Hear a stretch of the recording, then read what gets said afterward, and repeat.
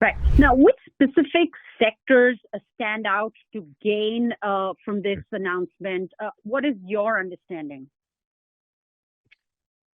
Well, I mean, again, we have to get a better sense as to what the deal truly entails. But if what the president says is true, that you're going to have tariffs come down significantly across a lot of sectors, then I think that in principle, a number of key Indian export a number of key Indian products will benefit in a big way. Though again, I rather withhold judgment until I have a better sense as to what exactly this deal looks like. But sometimes it bears amplifying the obvious that America is a top export market for Indian goods, and India had been able to develop a series of workarounds to insulate itself from the shock of those 50% tariffs from the U.S., including its recently announced trade deal with the EU. But at the end of the day, I would argue that so many Indian exporters stand to benefit if they don't have to worry about oppressive tariffs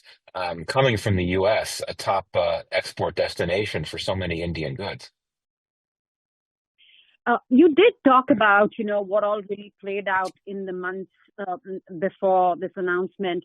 What does this really signal about the future of the U.S.-India strategic partnership, considering it has been announced this morning?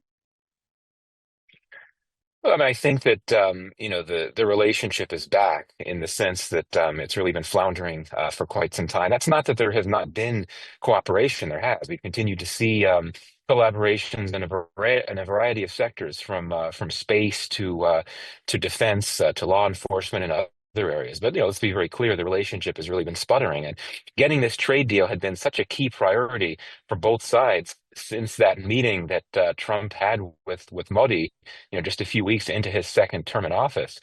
And this will provide momentum, as I said. And I think it'll make it easier for them to work through the troubling issues. And I would also say this here that Sergio Gore, the new U.S. ambassador to India, is a key difference maker. I think that his arrival in New Delhi was a big reason why this deal came through. And I think that him being in New Delhi will also really help bring this relationship back to where both sides want it to be. I mean, this is clearly someone who may not be an expert on India. He had not really spent much time in India, so far as I know, but he clearly is a strong champion of U.S.-India partnership. At his Senate confirmation hearings for his ambassadorship, he was very positive about the relationship. Critically, Gore is very close to President Trump. They are very close. And so that suggests to me that Gore most likely told the president at some point, "Well, I'm going to India to serve and to get this relationship back on track." And because he has Trump's trust, the president or the White House was not going to stand in the way of that goal on the part of Gore. So it's not a coincidence that since he arrived in New Delhi, we've seen a lot of positivity in the messaging and the relationship, a number of high-level engagements.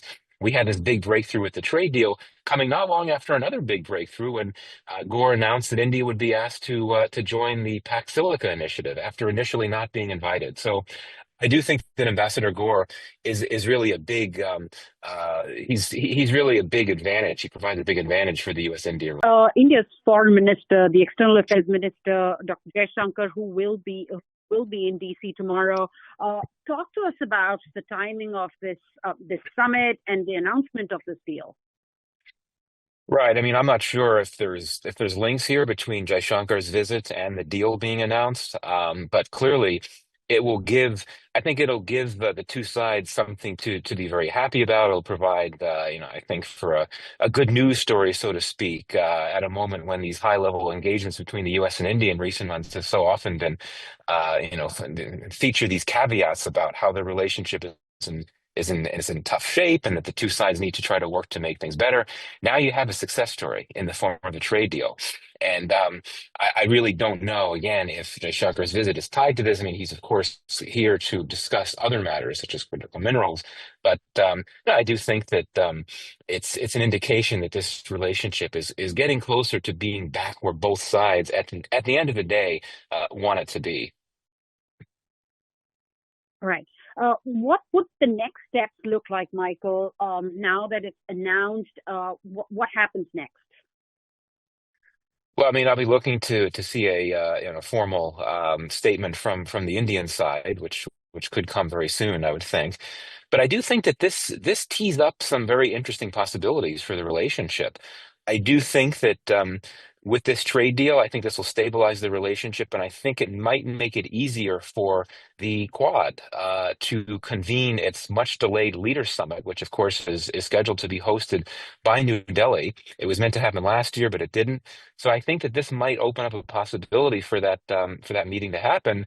And indeed, also for President Trump to travel to India for that meeting, and depending on on how soon it happens, this is all speculative. If you still have momentum from the trade deal, it would give President Trump an opportunity to to showcase this new deal. But I do think that the chances of having a Quad Leaders Summit now have gone up just because the U.S.-India relationship will now be in a better place. And of course, multilateral organizations can still function if two of the members are not getting along well, if it's a large multilateral organization. But of course, the Quad is the Quad. It's got four members. And if half of the members are not having a good relationship, it's sort of difficult to move forward with that organization. But I do think that this trade deal, as I said before, will provide a big boost to the relationship, and maybe we will see this much delayed Quad summit happen sometime in the coming months.